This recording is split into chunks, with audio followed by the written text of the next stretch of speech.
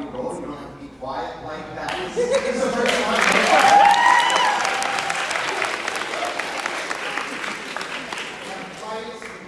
We have refreshments for after, you have to say during. But welcome everyone to Lo-Fi Live. This is our show we do every single year. We put on with my class, Media and Politics in Comparative Perspective. Raise your hands, where you at, Media and Politics? Come on, show people. We'll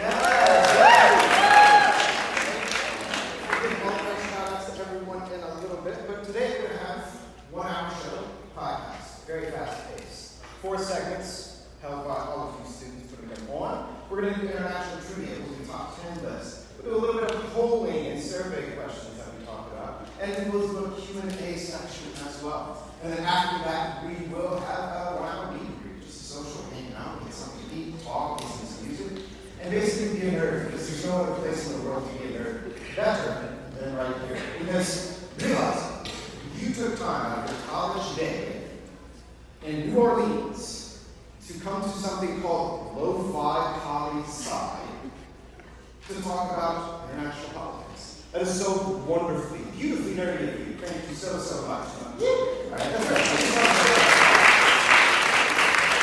And we'll start off every show the same way. With a little bit of that Lo-Fi Global News for you. For those who don't know that Lo-Fi Global News. 5 fast-paced international news stories coming at you. The first one, the United Nations General Assembly voted and passed a resolution saying that the transatlantic slave trade was the greatest of crimes against humanity. This just happened within the past week, right? This is a big deal. Over 123 countries, or 123 countries exactly, voted for this. Now, we wait.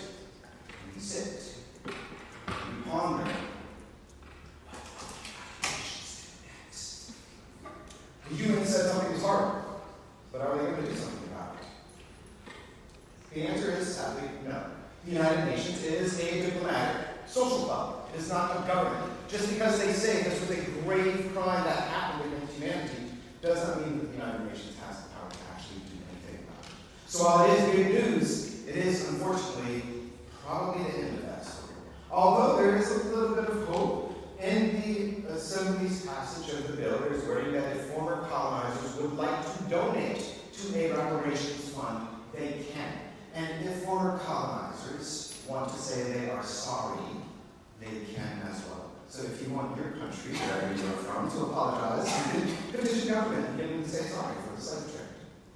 Now, our second story, we're going to go on out to Taiwan. Taiwan, big things happening in Taiwan and China, as the leader of the opposition of Taiwan was in China, visiting in the celebration, a memorial for their founding father of China. And during this time period, the Taiwanese opposition leader made a pledge to wish to reunify and reconcile with China.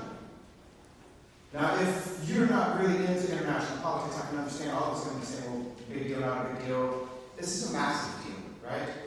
China claims Taiwan as part of China. And Taiwan claims itself to be an independent country.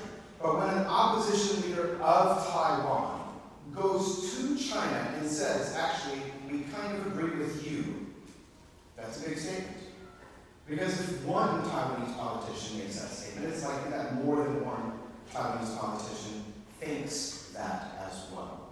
So this is something we should most certainly keep a close eye on. Because China-Taiwan relations always delicate.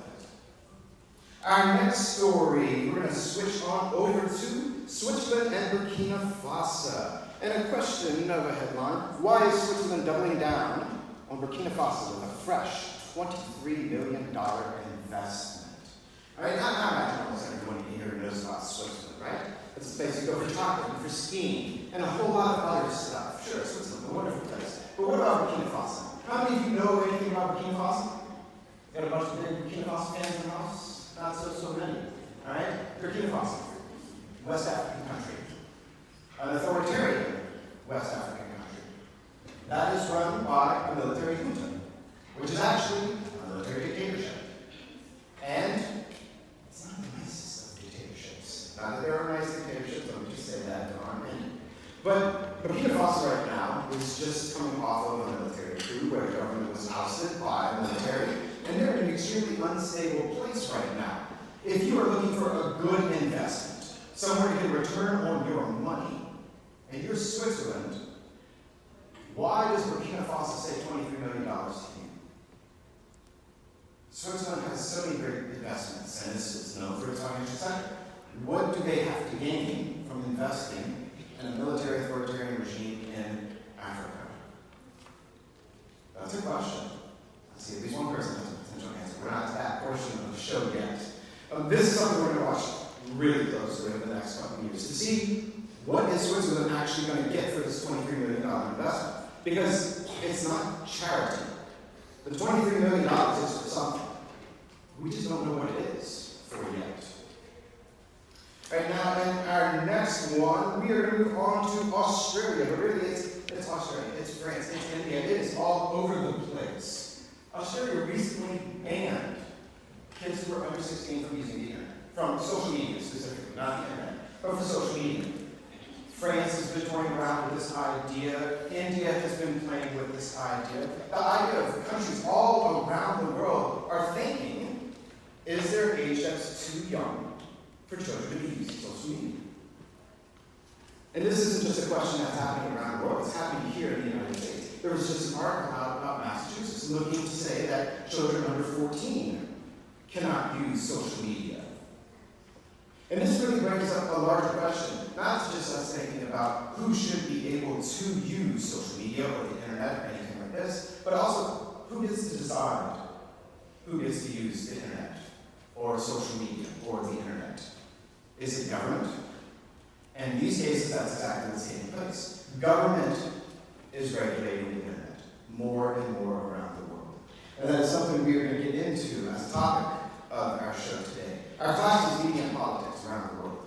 And so the internet and digital media is most certainly a huge portion of that. And governments more and more are starting to control how we interact with the internet. And a last piece of news to set us on into the show. I always like to do the last one with a little bit of fun. So the last one is penguin news. If you've ever had a class with me, you know I like to talk about penguins. But there was, in the country of Monaco, an interesting study performed looking at sedentary lifestyles and their effects on how penguins age.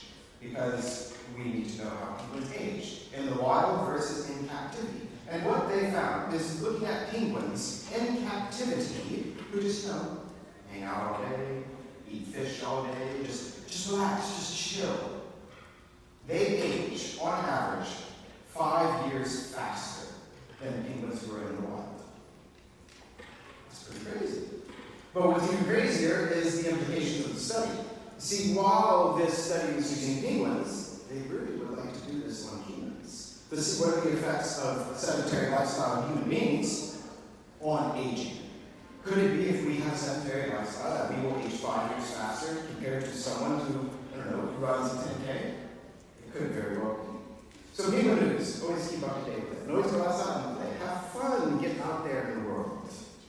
All right, so now we are going to switch to our first official student segment of this show. We're going to do some international trivia. So everyone, please put your hands together for Aisha, Avery, and Ben.